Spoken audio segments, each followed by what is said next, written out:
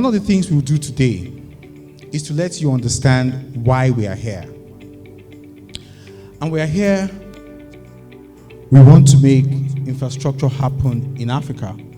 Generally, as a user of various project finance tools and mechanics, it's quite important for us to see the fact that at times you wonder why we keep talking about infrastructure gap in Africa. However, who is going to meet that gap? Who is going to fulfill that gap?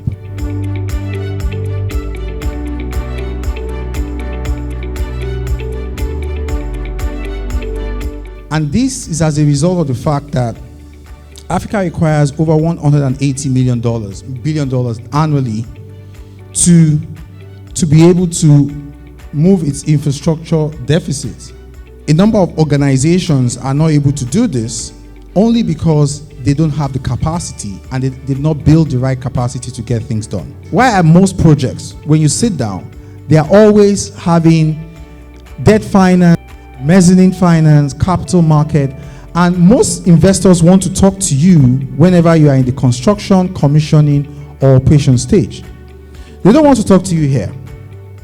They don't want to hear what you're saying because they believe your project is early stage.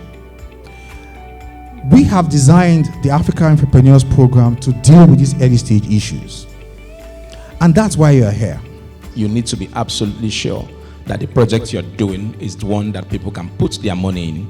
If people cannot put their money in your project, that project is not bankable. If it's a project that no yield returns for you enough as an equity investor, you may not consider that project to be one that you can finance or fund, as it were. But what do you need to do when you are trying to make sure that your project is bankable? We say here that capital is risk and loss shy, and nobody wants to put money where you are almost certain that you will lose money, and that is why you want to be sure that your project is bankable. I definitely intend to use particularly the bankability framework in my future projects that I'll be developing. It has given me a proper way to think of how to structure future deals, for example, and also make use of all of the agreements, the templates and the agreements that we would be taken from the two of them. Yes, so my aha moment was to find out that if I am doing a project according to project finance principles, I should go to sleep at the end of the day. I shouldn't have to worry how I'm going to make my repayments if my risks are properly allocated and I follow all the tenets of a good risk allocation. I should honestly, because I'm doing a project, not lose one iota of sleep. A lot of people do a lot of things to rubber stamp, go through the process, and then get what they want without actually making sure that these tools are used to serve the intended purpose.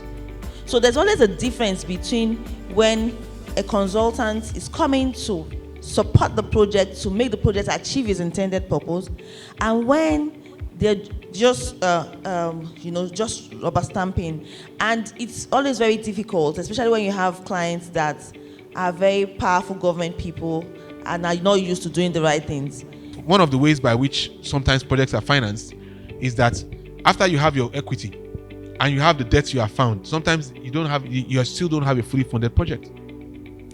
You still have a funding gap. And maybe the funding gap left is like $20 million. You could ask the EPC contractor whether I can give you contractor finance. So it basically means that some of his milestones the payment will be postponed for the number of years that is giving you that finance. And you will pay him enough money to service the finance that you obtained for that contractor finance. So there are so many ways to do that.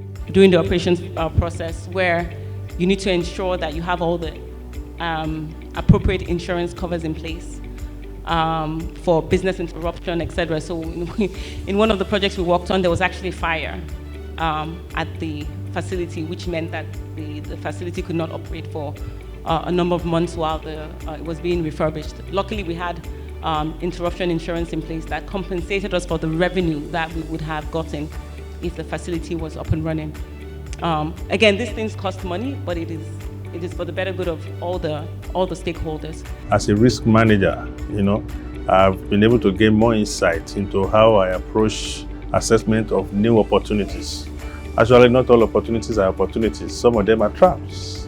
So today, I could see some boo-boo traps, in some projects that there's no crime in walking away at a point. Okay, so for this program, first and foremost, I think the program is very great. I learned a lot from the project. One thing is clear, you become very much abreast with what's going on in the industry in terms of project finance. We need infrastructure in Nigeria, in Africa. And if you are someone that's interested in expanding the frontiers for infrastructure, closing the gap, I'll highly recommend this program. One is the quality of faculty that come for the program. Two is the knowledge, the breadth of knowledge, that they impact to the attendees of this program. So I'll describe infrastructure and project finance as a house that I got into blindfolded. So I didn't know what I was getting myself into. Some one things that Fola said to me when I first turned up was, as a media person, what are you doing here? And I said, because I work in the communications department of my firm, I basically have to look at every document to make sure that it's sounding good. So I look at all of these things, all of these agreements. I help package them, but then I had no idea what any of them meant. So this has been a good foundation. And then I would describe this program, this training, as the process by which the facilitators, took my hand, walked me through the rooms of this house, took me outside and let me see the full picture. So now I think I have a good grasp of infrastructure, project finance, and I look forward to doing more. This course is quite immersive, it's quite intense, it's quite detailed. So I think that, I'll certainly be recommending them so that they can at least get their projects in a shape that can receive external finance.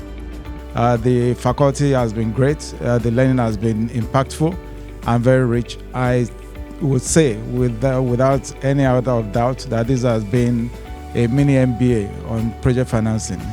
Truthfully, I have never thought of project finance this way. I think I see things a lot more differently now.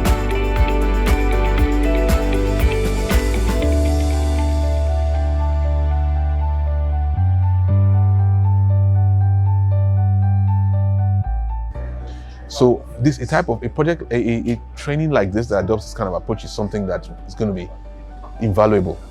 So this, apart from for me, I think this should be highly recommendable. I would highly recommend this to anyone who's interested in learning about project finance, whether on the project side, the documentation side, the finance side, or whether even on the pure core finance side, financial modeling and things like that. I think as a matter of compulsion, the Chief Financial Officer of CFAX, as well as the company secretary, should come and attend this program because they'll get a lot of insight on how to manage the entire conglomerate portfolio that CFAX has. I think this program was well packaged. Kudos to Bristol and all the partners.